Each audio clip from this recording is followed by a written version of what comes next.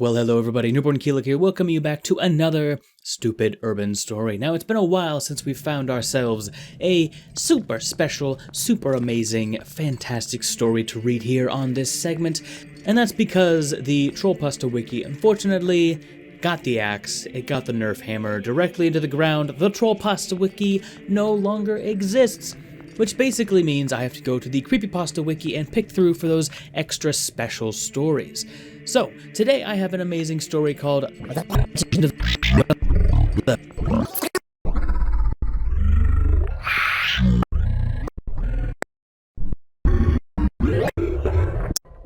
a very bold and adventurous title. So since I took this off of the Creepypasta wiki instead of the Creepypasta wiki, I just want to put a small disclaimer saying I have nothing against the author. In fact, I wish them the best of luck, but I'm going to tear this story apart, and at the end I'll give a fair critique of what I thought of it. I guess what I'm really saying is, don't take this too seriously, it's nothing personal. And with that out of the way, let us begin The Legend of Zelda.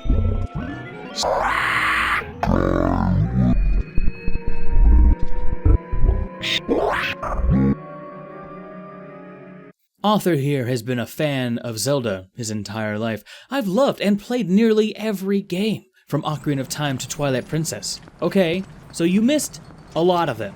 Like a lot of them. But this was written a while ago, let's hear author out. Link and Zelda had practically raised me, so, naturally, when I found out that Nintendo was releasing Skyward Sword, I wanted to play it, as anyone else would at the time. After all, no one would have thought motion controls could have gone poorly after they played Twilight Princess with them. Real talk though, the motion controls in Skyward Sword actually were a lot better in my opinion, so, you know, to each their own, but I rather liked Skyward Sword. Side note, on release day, author was one of the first people at the store. Author had brought every dollar that author had with him. Semicolon. Wow, is this a semicolon in my creepypasta? This is an internet story, not a page from Harvard. Anyway, I had even borrowed from my friends and family. Surely that would have been enough for the game, which I wanted and needed so dearly. However, my everything was not enough. What I had in my pocket was not enough for my beloved game. Because I didn't know that this was going to be a full-priced $60 game, or was it $50 at that point? Not important. But what I didn't know was to think about my actions and know exactly how much the game was going to cost. Anywho's it's what. Disheartened, I began to walk slowly home. Standing right outside the shop was an old man. Because that's every creepypasta ever. There's an old man, there's a strange game somewhere in it. Anyway, the man was smiling brightly like it was the best day in the world. Of course it was for him. He had a copy of Skyward Sword in his hand. I wonder what he's going to do with it. Is he going to sell it to you for an abnormally small amount of money? Why else is he relevant to the story? But this man was a normal-looking guy, a person you could see in the street passing by and never really notice. But there was something off about him that I could not put my finger on. As I stared at him, he looked right at me and his smile got even brighter. I showed him a finger that told him exactly what I thought of his happiness, because I'm a sad man who hates constantly without Zelda. I can relate if we're being totally honest, but moving forward, I depressingly made my way home, thinking maybe I could borrow a copy from one of my friends. After all, I just flipped off a perfectly good human being who just happened to have $5 more than me because he knows how much games cost. When was this written? Hold on. Okay, so there's no date, but still, you should know how much a game costs, especially if you're such a Zelda fan. But then author remembered hardly any of his friends were gamers. Is that some poppin' gamer I see in there? Anyway, none of them played Zelda. Get rid of them right now. They're useless to you. Semicolon yet again. Do you watch Rick and Morty by chance? Anyway, they were too busy playing stupid games like Halo and Call of Duty. You watch your mouth, young man. Call of Duty's whatever, but Halo is sacred, okay?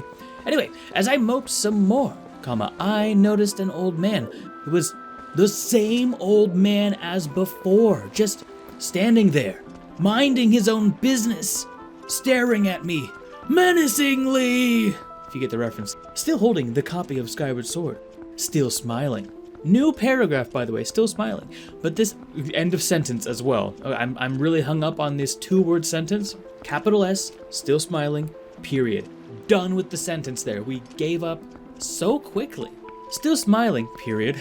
But this time, he was holding the game out slightly towards me. This guy was starting to really creep me out, so I looked down and walked faster. I glanced up after a few steps, and he was right in front of me, practically shoving the game up my nose. I have a really big nose. I stopped, startled by his sudden appearance. Shoving games up people's noses? Don't you know that's bad behavior? What do you want? I yelled. Why do you keep following me? In response, he smiled even wider and tapped me on the chest with the game. Assault. Call it assault. Get away from this man. Assault. Okay? Author said, do you want me to have this? I said, no response. Tentatively. Ooh, that's a fun word. Tentatively. But yes, tentatively, I took the game box from him. As soon as I grabbed it, the old man's smile disappeared. Thinking it was a trick, I quickly opened the box. The plastic was off, but I didn't take any notice of it. First warning flag right there, the man has opened this game and infused it with spooky, scary skeletons and demons. That should have been your first trip. You should know better by now, okay? You should know better. But author just really wanted the game. Inside was the game. And nothing seemed wrong with it. Not that you would know because you've never had a copy of it yourself. Anyway, author turned it over to look at the reflective side, looking for any blemishes or scratches. You know, if you're getting a free game, it had better be pristine, okay? What is this guy hoping for? Like, he's gonna turn the disc around and see like there's blood splattered all over it, like someone Beybladed it into someone's eye socket? No, it's gonna be fine. Unless there's Sharpie on it, in which case you turn and you run immediately 180 degrees away from that man. But author says again, there were no blemishes or scratches, of course, except for the back of it was darker than it should have been. Not that you would know. I took no notice of this, however. Then why did you bring it up? In the place where there should have been the game pamphlets. Like there usually are. You haven't played a game recently, have you, pal? Those are gone. Are they? Yes! Yeah, they're gone. No pamphlets here. You'll find that nonsense online, pal. But we continue. There was a singular piece of folded up, college-ruled notebook paper, too much information, but thank you, now I have a very clear picture of that, I suppose. On it were only 2 words. Those 2 words have haunted me ever since. It seemed like nothing at the time, but it severely frightens me now. The 2 words on it read, good luck. Wow, insightful. I looked up to thank the man, but he had disappeared.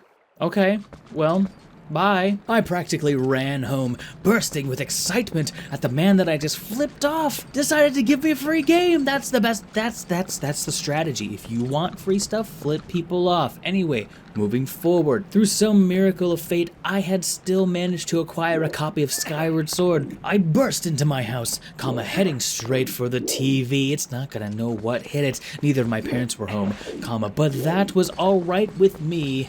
I turned on the Wii and inserted the game into it. My hands were shaking with excitement, but I froze in awe. The title screen popped up. I could instinctively tell that the game was going to exceed my expectations. And then it was Skyward Sword, and people didn't really like it. But I had no idea how right I was. Pat yourself on the back a little bit more, pal. Maybe if I had ignored the man at the shop or hadn't taken the game from him, none of this would have ever happened, and I would have been all right.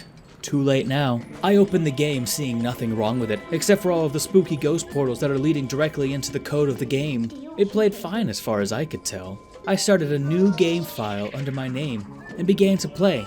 I noticed nothing wrong, no glitches, nothing. Except for one thing.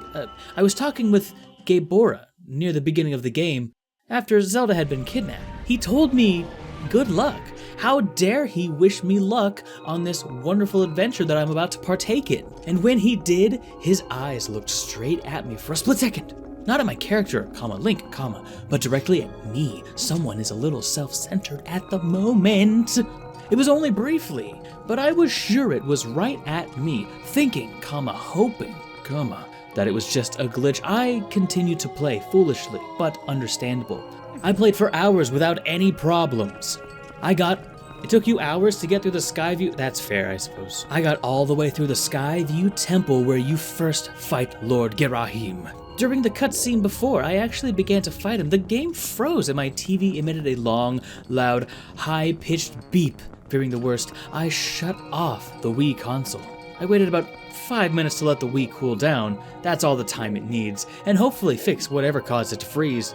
I turned it back on and returned to the title screen, only to see that my game file had been completely deleted. Disgusted, I shut down the Wii for the night and went to bed, planning on playing the entire next day, as it was Saturday. Meanwhile, his parents are still probably abducted in the back of a van somewhere. Who knows where they went, but he's fine. He's got Skyward Sword. It's fine. It's fine. I did not sleep very well that night, though I could not put my finger on whatever was keeping me from relaxing. Perhaps it was me wanting to play the game, or disappointment at having to restart from the very beginning. You know, that whole 30 or 45 minutes of gameplay you actually accomplished. It was around 10 o'clock when I finally woke up in the morning. I would have worded that sentence like a human being does. It was around 10 o'clock in the morning when I finally woke up. But let's go with your thing. And my parents still weren't home. I still wasn't very worried by this, because all that I could think about was playing Skyward Sword. They're dead now, almost surely. Let's play some Skyward Sword. Anyway, Arthur turned it on, ready to start his game anew. However, when I reached the title screen, instead of the bright and happy sky with white fluffy clouds, there were dark, ominous clouds. You know, the opposite of what it was this morning. Spooky ghosts are in the cartridge. It's not a cartridge, it's a CD. Spooky ghosts are in the CD now. Thinking it was just a texture glitch, I kept playing. I started a new game, again with my own name, but as soon as I started, I noticed things were horribly wrong. First of all of the clouds in the sky were dark and stormy instead of the white, fluffy clouds, just like the title screen. Wait, yeah, they were dark like it's a storm, dude, chill. I know, game mode, but I need this. And all the music was Lord Girahim's theme music. As an upgrade as far as I'm concerned. I hoped it was just flitching out. That's right, flitching out. But I knew it wasn't. My entire body was cold, and my hands were shaking. Weak arms are heavy. Vomit on my sweater already. His mother's pasta. I wanted to stop playing, but I couldn't. I was transfixed, unable to move from where I sat. I knew I had to play this game until this game let me go.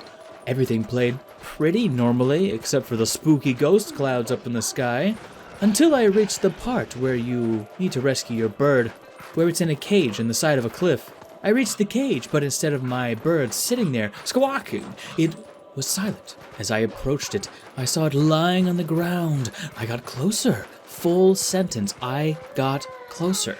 Okay. But Arthur saw that it had its neck snapped right in half, and it was laying in a pool of its own blood. I realized I was trapped on the island. As I turned around to leave, I saw Lord Girahim standing there. I couldn't move. I could only stand there. Then Lord Girahim chuckled, and a text box appeared. It read, "What do you want to do?" There were two options, "Leave" and "Fight." Of course I selected leave. I did not want to fight him. Two words appeared, and Girahim looked straight at me, just like Gibora did. They read, "Good luck." Suddenly I could move again, but as I did, I froze again, so I couldn't move again. Perfect. I heard a familiar giggling, and it chilled my blood.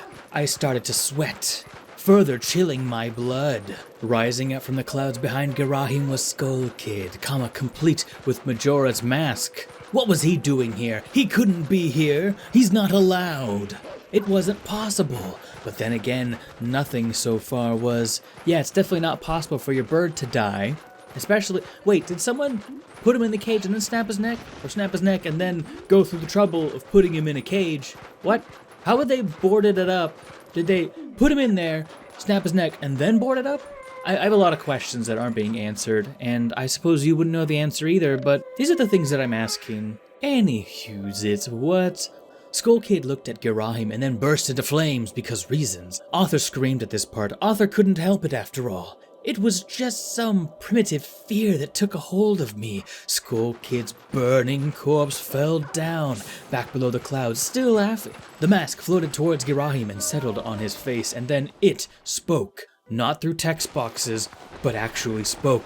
Its voice was deep, and it echoed around the room. I tried to mute the TV, but nothing happened. I even unplugged it, but still the game played on. Did you try building a fence around it? Or putting a blanket over the top, perhaps? You could have done more. "Let's play a game." It said, "Good luck." Then Girahim/Majora rushed forwards and grabbed Link by his head and legs and pulled with ease and ripped him apart all the time. What? Oh, sorry. So this part ended and then it goes directly into another part that should be a continuation of that sentence but is not. Let's try that again. Pick a pronoun, dude. It's not an it, all right? Rude.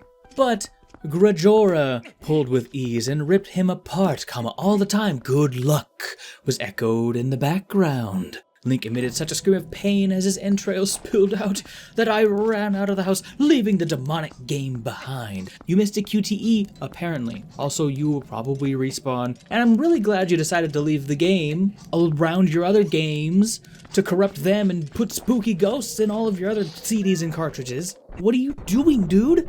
You gotta protect your livelihood. Next sentence. They found me 2 hours later. I don't know who found them, but they found me huddled up in an alley, muttering incoherent things. My parents had been gone on a business trip. That's where they were. Okay, this all makes a lot more sense now. They're still probably dead, realistically, but, author says, and apparently they had bought me a copy of Skyward Sword, hoping to surprise me with it.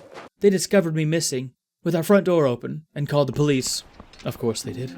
When they took me back home, I freaked out when I saw the game and started crying and pointing at the Wii. They checked it, but it was empty. Spooky ghosts stole your game. They checked. I've been to countless therapy sessions, but none of them have helped.